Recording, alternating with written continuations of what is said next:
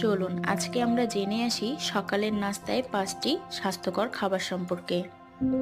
1. ফল, কলা, আপেল, কমলা এবং আঙ্গুর ইত্যাদি ধরনের ফলমূল অথবা মৌসুমী ফলমূল দিয়ে সকালের নাস্তা করা সবচাইতে ভালো এবং স্বাস্থ্যের জন্য উপকারী।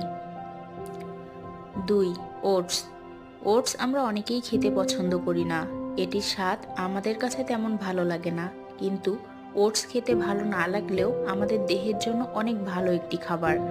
এতে রয়েছে প্রচুর পরিমাণে ফাইবার, ওজন কমাতে এবং কোলেস্টেরল নিয়ন্ত্রণে রাখতে ওটসের জুড়ি মেলা ভার। 3.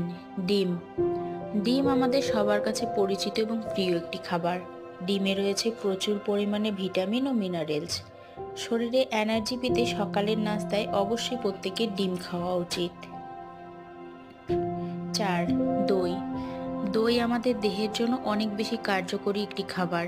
এতে রয়েছে ক্যালসিয়াম, যা শরীরের হাড়ের গঠনে সাহায্য করে।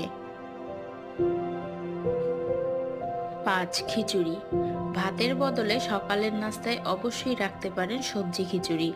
চালের পরিমাণ কমিয়ে বেশি পরিমাণে সবজি দিয়ে রান্না করা খিচুড়ি স্বাস্থ্যের জন্য অত্যন্ত উপকারী। ধন্যবাদ।